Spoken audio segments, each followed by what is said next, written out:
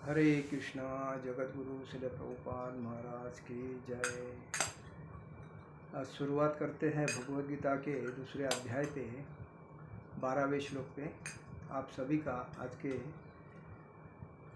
भगवद गीता के लेक्चर में हार्दिक स्वागत। शुरुआत करते हैं।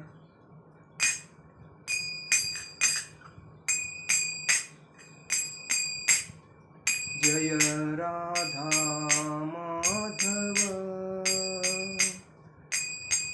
कुंज विहारी,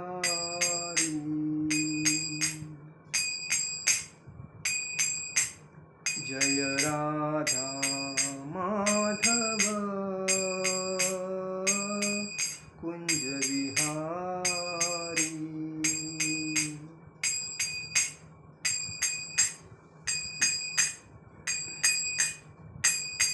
गोपीजन वल्लभ गिरिवरधारी,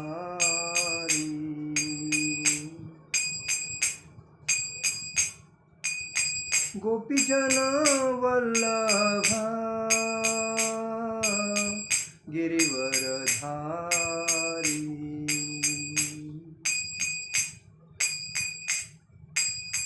यशोदानंदन ब्रज जनरंजन, यशोदानंदन ब्रज जनरंजन। यमुना तीरावनचारी, यमुना तीरावनचारी। जय राधा माधव कुंज विहारी,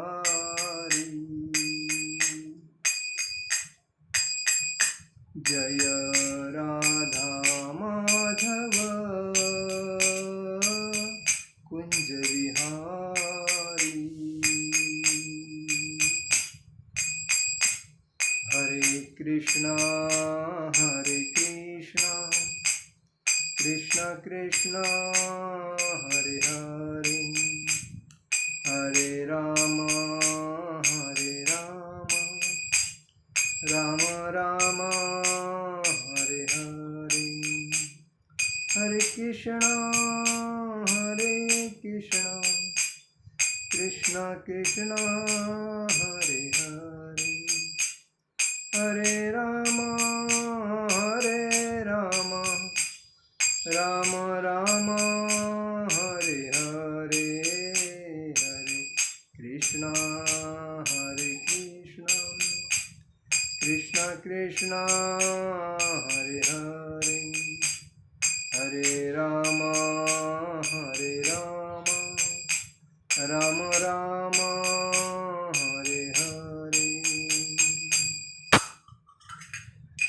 जय ओम विष्णुपाद परमहंसो परिव्राजकाचार्य अष्टोत्तर शत अभय चरणारविंद भक्ति वेदांत स्वामी शिल प्रभुपाद महाराज की जय।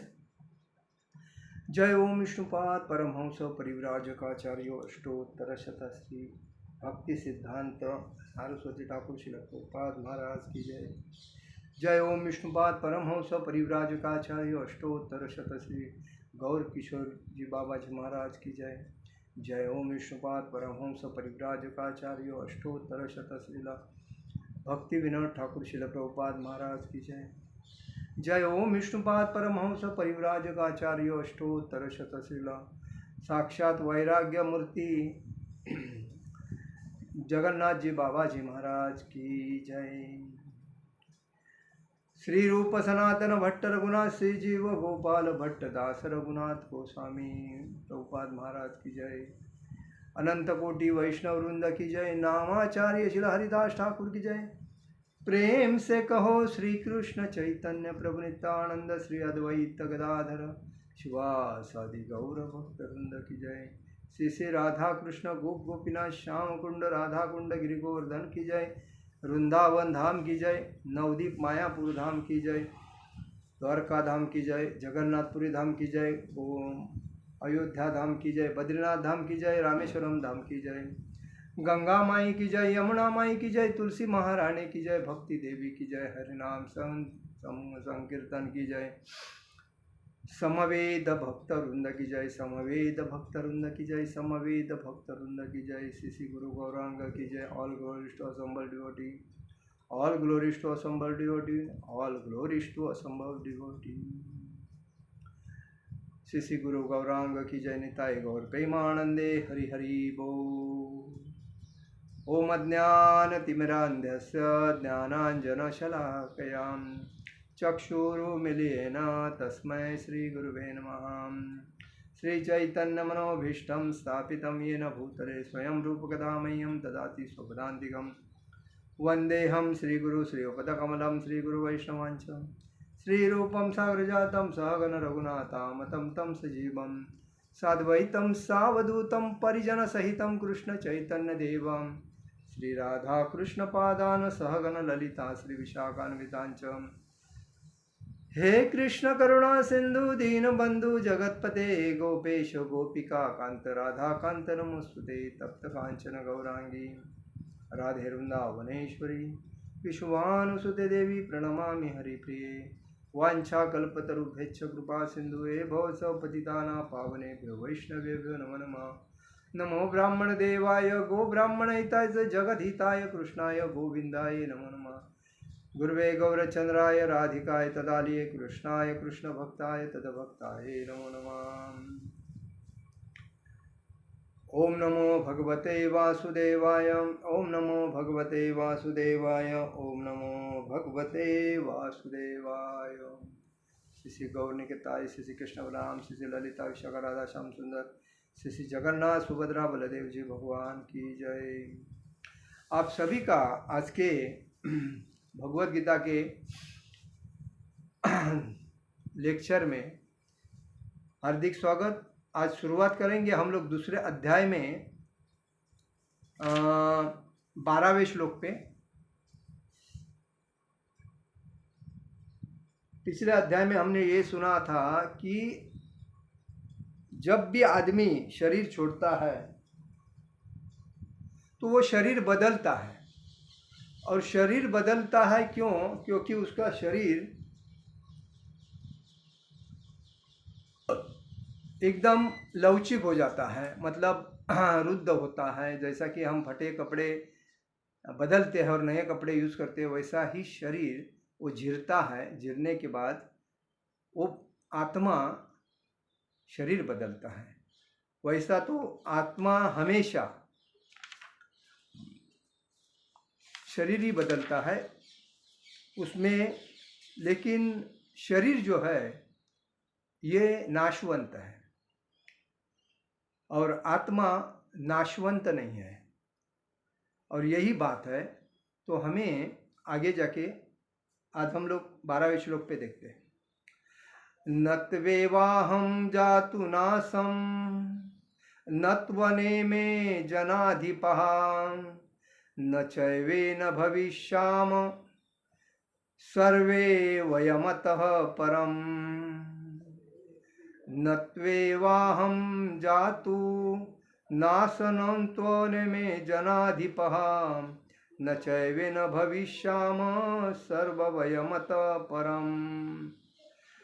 नत्वेवाहं जातु नासं नत्वने में जनाधिपः न चैवेन भविष्यामः सर्वे वयमतः परम। न म्हणजे नहीं, तू म्हणजे लेकिन, एव म्हणजे निश्चती, अहम म्हणजे मैं, जातु म्हणजे किसी काल में, न म्हणजे नहीं, असम था, न म्हणजे नहीं, त्वम म्हणजे तुम, न म्हणजे नहीं, इमे म्हणजे ये सब, जन अधिपा जा राजागण, न म्हणजे कभी नहीं, स म्हणजे भी, एव म्हणजे निश्चय ही, न म्हणजे नहीं, भविष्याम रहेंगे, सर्वे वयम हम सब, अतः परम इससे आगे। अनुवाद। ऐसा कभी नहीं हुआ है कि मैं न रहा हूँ या तुम न रहे हो, अथवा ये समस्त राजा न रहे हो, और न ऐसा है कि भविष्य में हम लोग नहीं रहेंगे। भगवान अर्जुन से कहते हैं। तात्पर्य में श्रील प्रभुपाद जी लिखते हैं, वेदों में कठोपनिषद में तथा श्वेताश्वेत उपनिषद में भी कहा गया है कि जो भी भगवान असंख्य जीवों के कर्म तथा कर्मफल के अनुसार उनकी अपनी अपनी परिस्थितियों में पालक है, वही भगवान अंश रूप में हर जीव के हृदय में वास करते हैं। केवल साधु पुरुष जो एक ही ईश्वर को भीतर और बाहर देख सकते हैं, वही पूर्ण एवं शाश्वत शांति प्राप्त कर पाते हैं। देखिए, पूर्ण शाश्वत शांति प्राप्त कौन करते हैं? जो साधु, इंद्रिय भोग से अलिप्त, कोई इच्छा आकांक्षा से अलिप्त और भगवान को हृदय से और किसी भी व्यक्ति के अंदर, किसी प्राणी जीव जंतु के अंदर भगवान का स्वरूप देखते हैं, वही पूर्ण शाश्वत शांति प्राप्त है, जिसे साधु कहते हैं या स्वामी कहते हैं। नित्यो निताना चेतन श्वेतनानाम एको बहुयो विदधाति कामान तमात्मसत्सत एनुपशन्ति धीरा स्तेषा शांति शाश्वती नेतरेषाम।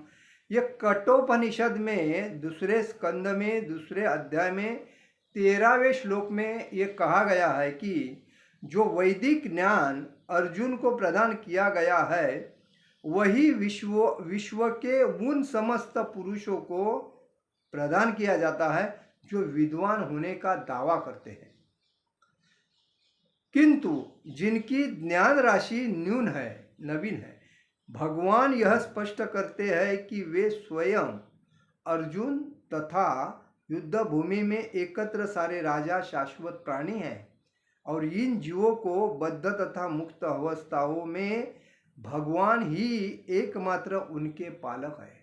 समस्त जीवों के भगवान एक ही मात्र पालक है। भगवान परम पुरुष है तथा भगवान का चिर संगी अर्जुन एवं वहां पर एक सारे राजागण शाश्वत पुरुष है। ऐसा नहीं है कि ये भूतकाल में प्राणियों के रूप में अलग अलग उपस्थित नहीं थे, और ऐसा भी नहीं है कि ये शाश्वत पुरुष बने नहीं रहेंगे। उनका अस्तित्व भूतकाल में था, भविष्य में भी है, निर्वाह रूप से बना रहेगा। मतलब भूतकाल में भी थे, भविष्य में उनका निर्बाध रूप से बना रहेगा। अतः किसी के लिए शोक करने की कोई बात नहीं है। वही बोल रहे हैं कि शोक करने की कोई बात नहीं है, क्योंकि भूतकाल में है, अभी भविष्य में भी रहेंगे। यह मायावादी सिद्धांत की मुक्ति के बाद आत्मा माया के आवरण से पृथक होकर निराकार ब्रह्म में लीन हो जाएगा। आत्मा क्या? माया के आवरण से पृथक होकर बाहर निकाल के निराकार ब्रह्म में लीन हो जाएगा दूसरी जगह पे, और अपना अस्तित्व खो देगा। यहाँ पर परम अधिकारी भगवान कृष्ण द्वारा पुष्ट नहीं हो पाता। देखिए, हम लोग कोई भी कार्य करते हैं तो हम बोलते हैं महीने किया ये कार्य, लेकिन हम शरीर छोड़ते हैं, हमारे शरीर से आत्मा निकल जाती है, चेतना निकल जाती है, और हम जब दूसरे शरीर में आत्मा जब जाता है तो अभी यह शरीर में हमने क्या किया है हम वो शरीर में नहीं बता सकते हैं, क्योंकि हम भूल जाते हैं। वही परिवर्तन, क्योंकि चेतना इसी शरीर तक है। जब ये शरीर आत्मा दूसरे शरीर में जाता है तो हमको ये शरीर में क्या किया होगा, ऐसे करोड़ों जन्म हमने लिए हैं, लेकिन हमको ये पता नहीं है कि हम पहले जन्म में क्या थे, उसके पहले जन्म में क्या थे, उसके पहले जन्म में क्या है। लेकिन भगवान ने जितने भी अवतार लिए हैं, उस भगवान को उनके अवतार का हर क्षण, हर रूप, हर याद है, क्योंकि वो भगवान है, क्योंकि वो माता पिता के भोग से नहीं उत्पन्न होते, वो तो साक्षात है। उनका वो खुद ही सब कुछ बनाते हैं। तो कहने का मतलब है, जब देवकी और वसुदेव के सामने जब भगवान कृष्ण के रूप में प्रकट हुए तो पहले चतुर्भुज में प्रकट हुए थे। चतुर्भुज में प्रकट होके उन्होंने कहा, मैं आपके गर्भ में प्रवेश करूँगा अभी, तो मुझे आप यहाँ से नंदगांव में लेके जाइए। वहाँ जो माया देवी है मेरी बहना, उसको आप इधर दुर्गा देवी, उसको यहाँ लेके आइए। तो ये काम भगवान ने उसी जन्म मतलब गोकुलाष्टमी के पहली रात्र में चतुर्भुज में आके वसुदेव और देवकी को कहा था। उन्होंने प्रत्यक्ष रूप से नमस्कार करने के बाद भगवान सूक्ष्म शरीर लेके देवकी के गर्भ में प्रवेश किया। तो कहने का मतलब है भगवान ने जितने भी जन्म लिया मतलब अवतार लिए हैं, उस अवतार का भगवान को याद है, लेकिन हमें कुछ याद नहीं है। और इसीलिए हम जब शरीर त्याग करते हैं तभी हमें दुख करने की कोई ज़रूरत नहीं है, क्योंकि शरीर यह नाशवंत होता है तो उसको बदलना है। और इसीलिए दुख हम अगर कोई आदमी अगर शरीर ही नहीं बदला होता तो आज हमें मतलब भगवान ने ऐसी अरेंजमेंट की है हर व्यक्ति के शरीर में, या मनुष्य रहे, प्राणी रहे, पशु रहे, पक्षी रहे, सब में जो सजीव है उसमें, तो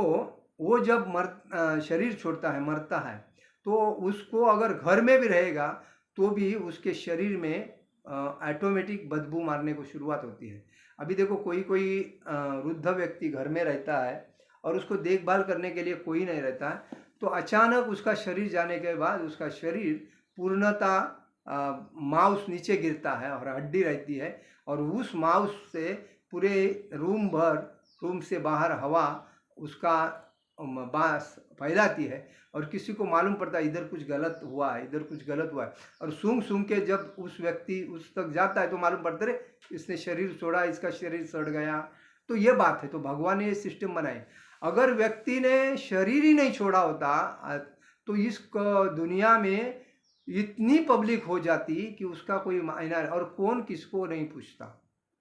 तो अभी जितने शरीर छोड़ के जाते हैं तो कम से कम तो पूछते हैं बाबा ये ऐसा व्यक्ति था, शरीर छोड़ा है, उसका कुछ उसकी सेवा करो।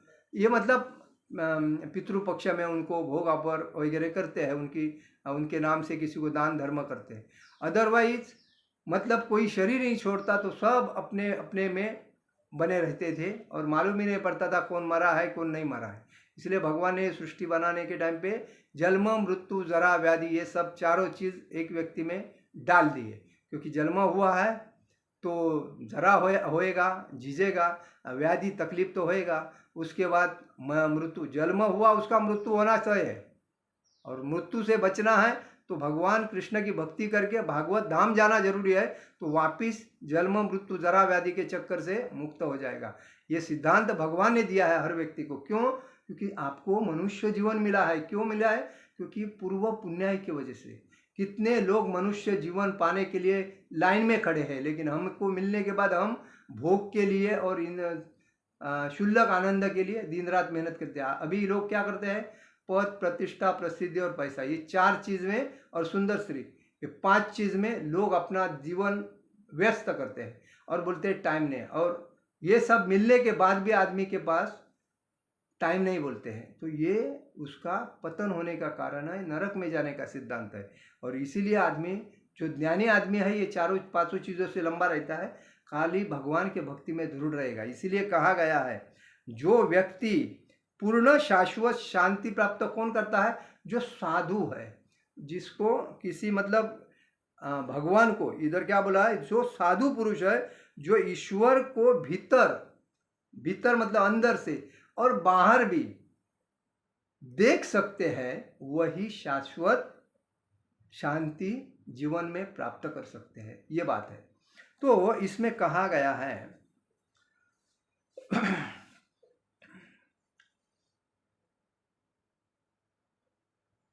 भगवान तथा अन्यों का अस्तित्व भविष्य में भी अक्षुण्ण रहेगा, जिसकी पुष्टि उपनिषद द्वारा भी होती है। कृष्ण का यह कथन प्रामाणिक है, क्योंकि कृष्ण माया वश्य नहीं है। भगवान की शक्ति ही बहिरंगा शक्ति है माया, और अंतरंगा शक्ति, बहिरंगा शक्ति और तटस्थ शक्ति, ये भगवान की तीन शक्ति है। तो तटस्थ जो शक्ति है वो राधा रानी है, मतलब यह, और अंतरंगा शक्ति है ये आत्मा जीव की शक्ति है, और बहिरंगा शक्ति ये माया शक्ति है। जो माया जो आदमी को पकड़ती है, माया अपने जाल में लेके हर आदमी को कैसा जूस निकालती है। देखो, इसका नौकरी किया, सुबह से लेके शाम तक उसको आराम तो देती नहीं, खाली लगे रहो, पैसा कमाओ पैसा कमाओ। वो बेचारा त्रस्त होके बाद में खाली हाथ आया खाली हाथ जाता है। किसके लिए गया? ईद भर पेट के लिए किया, लेकिन बाकी व्यर्थ जीवन गया। तो वापिस उसको उसने कर्म किया है, उस कर्म के अनुसार उसको योनि मिलती है। तो ये इस चक्कर से हमें मुक्त होना है। तो इसलिए कहा गया है, यदि अस्तित्व तथ्य न होता तो फिर कृष्ण इतना बल क्यों देते हैं? और वह भी भविष्य के लिए। मायावादी यह तर्क कर सकते हैं कि कृष्ण द्वारा कथित अस्तित्व आध्यात्मिक न होकर भौतिक है। यदि हम इस तर्क को कि अस्तित्व भौतिक होता है स्वीकार कर भी ले, तो फिर कोई कृष्ण के अस्तित्व को किस प्रकार पहचानेगा? कृष्ण भूतकाल में भी अपने अस्तित्व की पुष्टि करते हैं और भविष्य में अपने अस्तित्व की पुष्टि करते हैं। उन्होंने अपने अस्तित्व की पुष्टि कई प्रकार से की है और निराकार ब्रह्म उनके अधीन घोषित किया जा चुका है। कृष्ण सदा सर्वदा अपना अस्तित्व बनाए रहे हैं।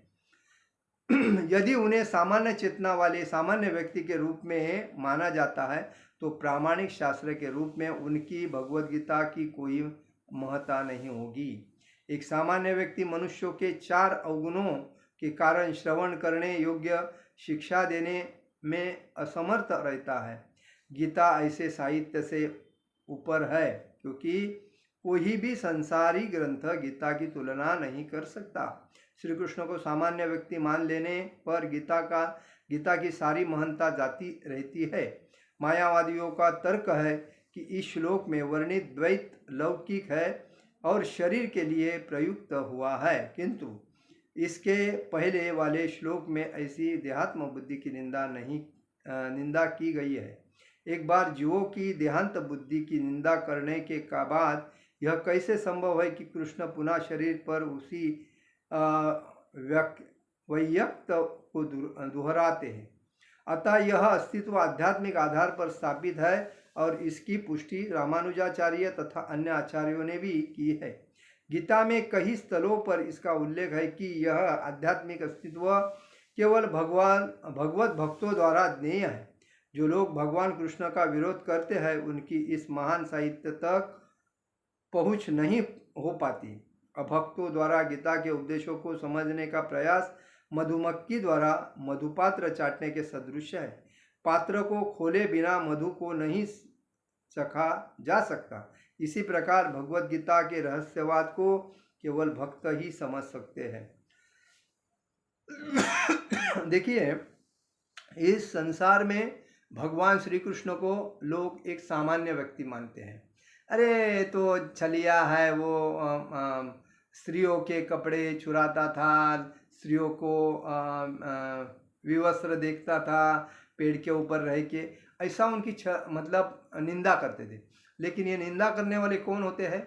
महामूर्ख लोग होते हैं। क्यों? क्योंकि उन्होंने कभी भगवद गीता को ओपन करके पढ़ा ही नहीं। भगवद गीता में उसने क्या मतलब सजेशन अर्जुन को दिया, वो इन लोगों ने जाना ही नहीं। तो यही बात होती है। मधुमक्खी कैसी है कि वो उड़ती है और मध का जो बर्तन होता है उसको ऊपर से ढक्कन रहता है, तो ढक्कन में जो मध रहता है उसको चाट के निकल जाती है, लेकिन अंदर जो असली मध है वो देखती ही नहीं खोल के क्या अंदर है, कितना स्वादिष्ट है, वो ऊपर से चाके। वही इंसान की हालत बताई है कि जो व्यक्ति भगवान की निंदा करते हैं वो ऐसे है मधुमक्खी के जैसे। वो भगवत गीता को पढ़ते नहीं, भगवान ने जो ज्ञान दिया है उसको आत्मसात करते नहीं हैं, और वो खाली लोगों को लोग जो बोलते हैं उसी बातों में हाँ हाँ करके उनको गलत साबित करते हैं। लेकिन भगवान भगवान है, उनको आप गलत ठहराने से वो गलत तो होने वाले है नहीं। भगवान पूर्ण पुरुषोत्तम साक्षात भगवान है, क्योंकि उन्होंने करोड़ों सालों पहले भी सूर्यदेव को भगवत गीता कही थी। सूर्यदेव ने इक्ष्वाकु को कही थी। इक्ष्वाकु महाराज ने मधु को कही थी। तो ये परंपरा चलती आई, बीच में वो परंपरा लुप्त हो गई। और लुप्त होने के बाद वापिस 5,500 साल में भगवान ने यही भगवत गीता अर्जुन को कुरुक्षेत्र में बताई, क्योंकि यह न्याय अन्याय जब जिसके ऊपर होता है तो उस टाइम हमारे सामने अपना भाई रहे, अपना बेटा रहे, अपना पिता रहे या कोई अपना रहे, तो उसको अन्याय होते हुए देखा नहीं जाता, उससे न्याय करना जरूरी है, यही उसमें बताया है। वो क्यों करना चाहिए, उसको हमें पढ़ना चाहिए। पढ़ने से ज्ञान बढ़ता है, दूसरे की बातों में सुनने से हमारा ज्ञान लुप्त हो जाता है, कम हो जाता है। इसलिए कभी भी दूसरे के बातों पे भरोसा नहीं करना चाहिए, सुनना चाहिए। मराठी में कहावत है, ऐकावे जनाचे करावे मनाचे। सुनना चाहिए लोगों का, लेकिन कितना और क्या करना चाहिए वो अपने को जानना चाहिए। हम सुनना चाहिए, दूसरे का सुनो, लेकिन मन का करो। और दूसरी बात, हम सुनते हैं और उनकी बातों में जाते हैं ना, तो हम महामूर्ख है, ये समझना चाहिए। तो कभी दूसरे के बातों में नहीं जाना चाहिए। और इसीलिए भगवान बोलते हैं कि भगवान पहले भी थे, अभी भी थे और आगे भी रहेंगे, उसमें कोई दौर, क्योंकि उनके बराबर कोई नहीं, उनसे आगे ऊपर भी कोई नहीं। उनके नीचे ब्रह्मा जी से लेकर सभी देवता नीचे है उनके। तो ये बात है, मतलब ब्रह्मा से लेकर चींटी तक सब लोग उनके नीचे है, और वही सब कुछ करते हैं। और इसलिए कहा जाता है भगवान के आदेश बिना पेड़ का पत्ता भी एक नहीं हिलता, और ये हमें जानना चाहिए। और इसलिए कहा है कि भगवत गीता रहस्यवाद को केवल भक्त ही समझ सकते हैं। जो भगवान को समर्पित भक्त है, एक निष्ठा से भगवान की भक्ति करते हैं, वही भक्त भगवान के वाणी को, भगवान के ग्रंथ को और भगवान को समझ सकते हैं, दूसरा कोई नहीं। जैसा कि इसमें 4th अध्याय में कहा गया है कि नहीं गीता का स्पर्श ऐसे लोग कर पाते हैं जो भगवान के अस्तित्व का ही विरोध करते हैं। गीता को स्पर्श भी नहीं करते ऐसे लोग, ये बताया है, क्योंकि वो भगवान के अस्तित्व को विरोध करते रहते हैं ना, वो लोग भगवान के भगवत गीता को टच नहीं करते हैं। अतः मायावादियों द्वारा गीता की व्याख्या मानो समग्र सत्य का सरासर भ्रामक निरूपण है। और मायावादी अपने मन के तर्क के भगवत गीता के ऊपर अलग अलग व्याख्यान देते रहते हैं।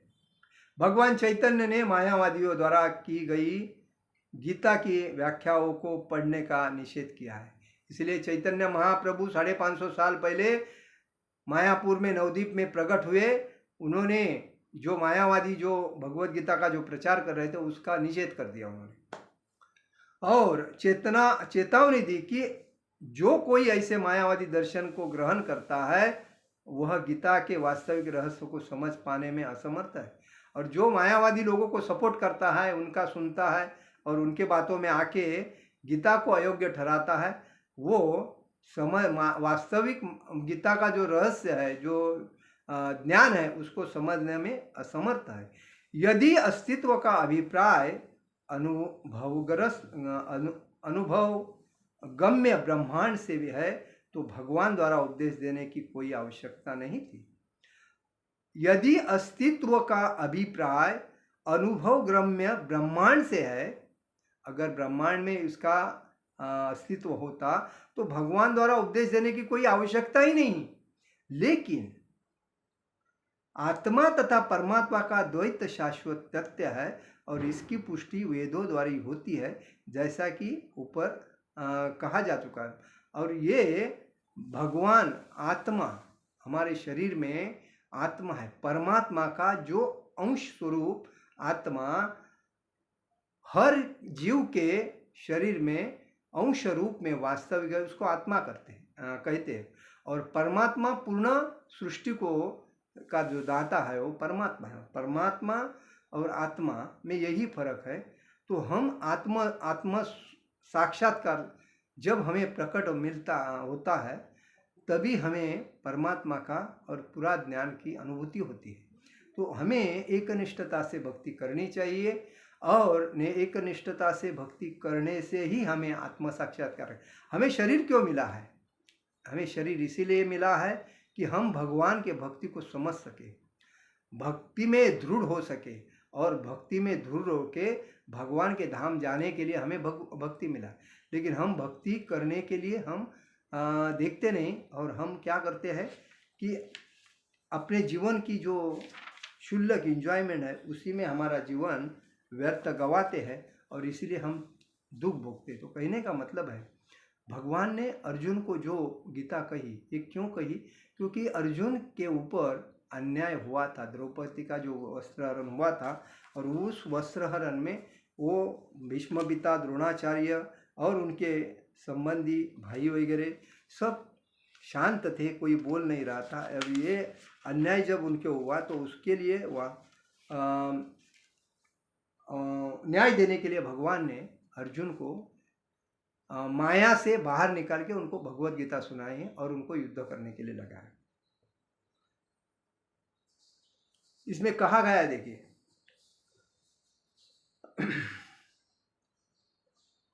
भगवत गीता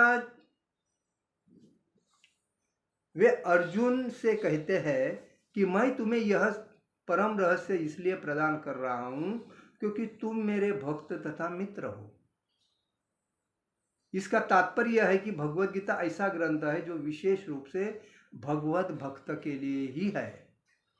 भगवत भक्त के निमित्त है। अध्यात्मवादियों के 3 श्रेणी होती है, ज्ञानी, योगी और भक्त, या कि निर्विशेषवादी, ध्यानी और भक्त। यहाँ पर भगवान अर्जुन से स्पष्ट कहते हैं कि वे उसे इस नवीन परंपरा, गुरु परंपरा का प्रथम पात्र बना रहे हैं, क्योंकि प्राचीन परंपरा खंडित हो गई थी। अतएव यह भगवान की इच्छा थी कि सूर्यदेव से चली आ रही विचारधारा की दिशा में ही अन्य परंपरा स्थापित की जाए, और उनकी यह इच्छा थी कि उनकी शिक्षा का वितरण अर्जुन द्वारा नए सिरे से हो जाए। अर्जुन यही नया भक्त होके उसका प्रचार हो जाए। वे चाहते थे कि अर्जुन भगवत गीता का ज्ञान का प्रामाणिक विद्वान बने। अतएव हम देखते हैं कि भगवत गीता का उपदेश अर्जुन को विशेष रूप से दिया गया, क्योंकि अर्जुन भगवान का भक्त, प्रत्यक्ष शिष्य तथा घनिष्ठ मित्र था। अतएव जिस व्यक्ति में अर्जुन जैसे गुण पाए जाते हैं वह भगवत गीता को सबसे अच्छी तरह समझ सकता है। कहने का तात्पर्य यह है कि भक्त को भगवान से प्रत्यक्ष रूप से संबंधित होना चाहिए। जो ही कोई भगवान का भक्त बन जाता है तो ही उसका सीधा संबंध भगवान से हो जाता है। यह अत्यंत विशद विषय है, लेकिन बताया गया है कि जो भगवान का भक्त होता है तो भगवान से डायरेक्ट संबंध होता है, और इसीलिए भगवान बोलते हैं मेरे भक्त का जो भक्त होता है उसका मैं ख्याल करता हूँ, तो भक्त उसमें आया। तो इसीलिए भगवान कृष्ण का भक्ति करना हमारा जन्म सिद्ध हक है, और वो हमें करना चाहिए। ये नहीं कि मेरे को टाइम नहीं, मेरे पास अभी, ये कारण कोई भी चीज़ में नहीं चाहिए। जो कारण बोलता है वो आलसी होता है और वो कुछ नहीं कर पाता। जो बोलता है मैं करूँगा और उसके लिए टाइम निकाल के करता है, टाइम हमारे पास बहुत है, लेकिन हम आलसी होने की वजह से हम हमारा टाइम वेस्ट गवाते हैं।